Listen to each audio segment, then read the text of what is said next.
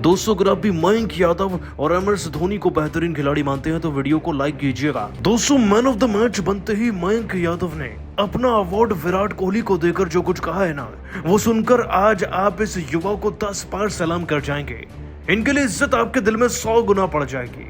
मयंक यादव जिन्होंने अपनी रफ्तार से पूरी RCB की टीम पूरे IPL को दहला रखा है, उन्होंने अपना अवार्ड आखिरकार बेंगलोर के मैदान में विराट कोहली को ही क्यों दिया और उन पर क्या कुछ कह गए, चलिए उनके भावुक बयान का पूरा वीडियो आपको दिखाते हैं। लेकिन उससे पहले आप सभी को क्या लगता है, क्या मयंक यादव को T20 वर्ल्ड कप के लिए टीम में मौका देना चाहिए या नहीं, नीचे कमेंट करके जरूर बताइएगा। दोस्तों IPL 2024 का एक और बेहद ही घमासान रोमांचक मुकाबला खेला गया विराट कोहली की RCB और KL राहुल की लखनऊ सुपर जायंट्स की टीम के बीच में। दो बेस्ट जोड़ीदार आज अपनी दोनों टीमों को लेकर M चिन्नास्वामी स्टेडियम में भिड़ रहे थे, जो कहने को तो RCB का होम ग्राउंड है, लेकिन KL राहुल भी इसी मैदान पर खेलकर, इसी मिट्टी पर खेलकर पले बड़े हैं, तो यहाँ की पिच और सतह से वो अच्छे से वाकिफ थे और लगता है कि आज उनकी नॉलेज काम भी आ गई टीम के। दोस्तों मैच शुरू होते ही वैसे तो RCB की टीम की किस्मत उनका साथ दे रही थी। वो टॉस जीतकर गेंदबाजी चुनते हैं और KL राहुल, देवदत्त पडिक्कल, स्टोइनिस, इन सबके स्कोर बताने लायक थे ही नहीं। या तो कोई 20 रन पे आउट हुआ, कोई 6 पे, कोई 0 पर। आयुष बदौनी भी आगे चलकर फ्लॉप हुए, लेकिन दो खिलाड़ी सब पर भारी पड़ गए। दोस्तों क्विंटन डी कॉक 56 में 81 रन लगाकर गए LSG की तरफ से। और बात करें निकोलस पूरन की, 5 छक्के 1 चौका 200 के स्ट्राइक रेट से 21 बॉलों में 40 रन बनाए इस धुआंधार खिलाड़ी ने और बना डाले 181 रन। अब दोस्तों 181 रन बनेंगे तो 182 चेस भी तो करने होंगे, लेकिन RCB अपने घर में खेल रही थी, इस बात की टेंशन उनको बिल्कुल भी नहीं थी और फैंस को भी। लेकिन टेंशन दी मयंक यादव ने, जिन्होंने आज अपनी रफ्तार से सबसे बेहतर आंकड़े प्रोड्यूस किए हैं।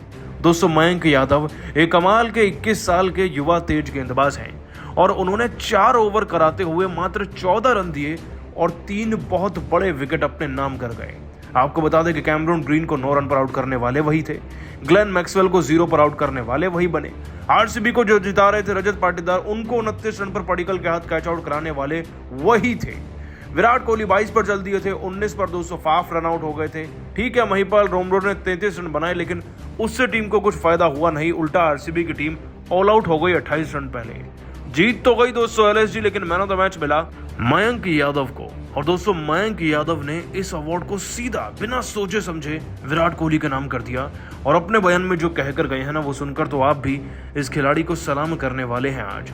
दोस्तों आपको बता दें कि अपने मैन ऑफ द मैच का अवार्ड कोहली को देकर मयंक यादव ने कहा, लगातार back to back 2 man of the match मिलना, मुझे तो लग रहा है कि IPL नहीं बल्कि कोई सपना चल रहा है और मैं उस सपने को जी रहा हूँ। वाकई में इमेजिन भी नहीं कर सकता था कभी IPL में खेलना और इस तरीके से तेज गेंदबाजी करके उन सितारों को आउट करना जो कभी मेरे आइडल हुआ करते थे।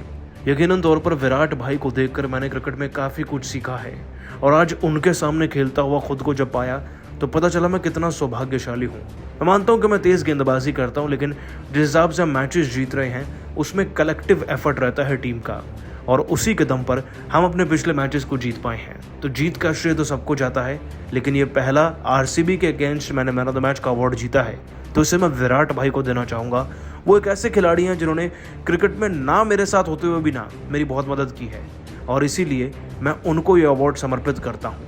बस उम्मीद है ऐसे अच्छा करता रहूँ उनकी बेस्ट विशेज़ के साथ। दोस्तों मयंक यादव वाकई में दिल जीत ले गए, पहले गेंदबाजी और रफ्तार से और फिर विराट को अवार्ड देकर। वैसे आप सभी इनके इस जेस्चर को 10 में से कितने नंबर देंगे, नीचे कमेंट कर बताइएगा। दोस्तों RCB की टीम की हार के बाद बुरी तरीके से बौखला गए विराट कोहली, लेकिन अपनी टीम की हार को देखकर, पॉइंट्स टेबल में सबसे नीचे आता हुआ देखकर विराट कोहली ने तेज रफ्तार वाले मयंक यादव से लेकर KL राहुल पर हार का ठीकरा फोड़ते हुए क्या कुछ कहा आज अपने बयान में।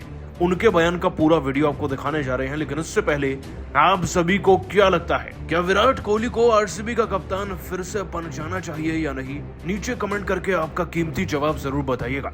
दोस्तों RCB की टीम के लिए साल नया है, लेकिन नतीजा नहीं।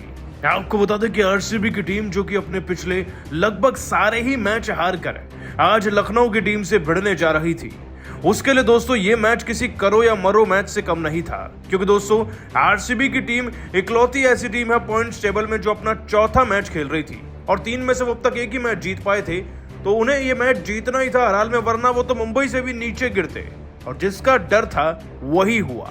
आपको बताएं दोस्तों कि अपने ही घर में आरसीबी की टीम को ऐसे पीटा गया कि मानो आरसीबी की टीम गली क्रिकेट की तैयारी करके आई हो। एम चिन्नास्वामी स्टेडियम में मैच था और आरसीबी की टीम ने टॉस भी जीता। टॉस जीतकर पहले गेंदबाजी चुनी। गेंदबाजी में शुरुआत भी ताबड़तोड़ रही।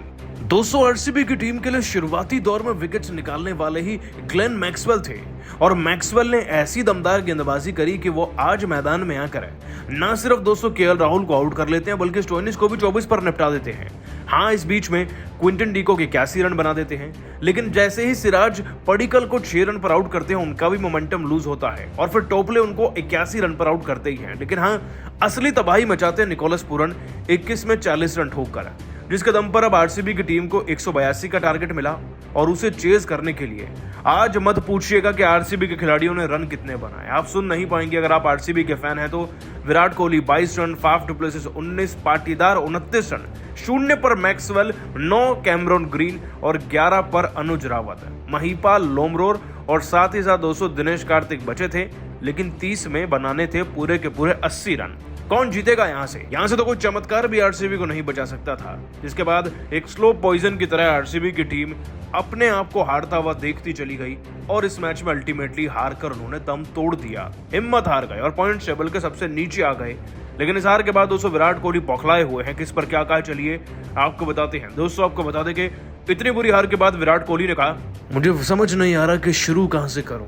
अपनी टीम को हारता हुआ देखकर आज जितना दुख मुझे हो रहा है शायद ही किसी और फैन या खिलाड़ी को हो रहा होगा। ये मुकाबला सीजन में बने रहने के लिए हमारे लिए बहुत ज़्यादा ज़रूरी था, लेकिन फिर वही कहानी, फिर वही एक्सक्यूजेस देकर मैं अपने सारे फैंस को और ज़्यादा दुख नहीं देना चाहता हूँ। हम हारे हैं और इस हार के पूरी तरीके से कसूरवार, जिम्मेवार सब कुछ हम के हम हैं। ना तो हमारी बल्लेबाजी अच्छी थी, ना ही हमारी गेंदबाजी अच्छी थी, तो हम तो हारना डिजर्व करते ही हैं। अपने घर में अगर हम विरोधियों से ऐसे हार रहे हैं तो हम इस टूर्नामेंट में भी होना डिजर्व नहीं करते। और वाकई में मुझे कहना पड़ रहा है कि विरोधी टीम के पास इतने अच्छे खिलाड़ी हैं जैसे कि मयंक यादव, जिनकी रफ्तार के आगे हमारे मुख्य खिलाड़ी फेल हुए, और केएल राहुल तो एक उम्दा कप्तान है ही।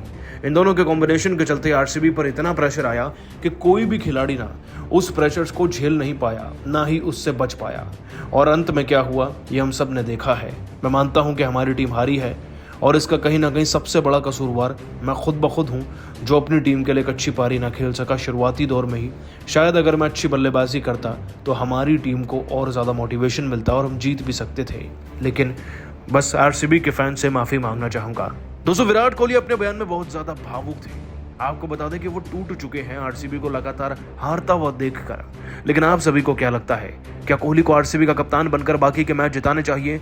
आपका जवाब नीचे कमेंट करके जरूर बताइएगा। दोस्तों, आईपीएल 2024 के सबसे रोमांचक और 15वें मुकाबले के लिए राहुल की लखनऊ सुपर जायंट्स के सामने कड़ी के आईपीएल इतिहास की सबसे बड़ी टीमों में से एक विराट की रॉयल चैलेंजर बेंगलुरु का गढ़ चिन्नास्वामी का स्टेडियम इस रोमांचक मुकाबले का गवाह बनने के लिए बेकरार था।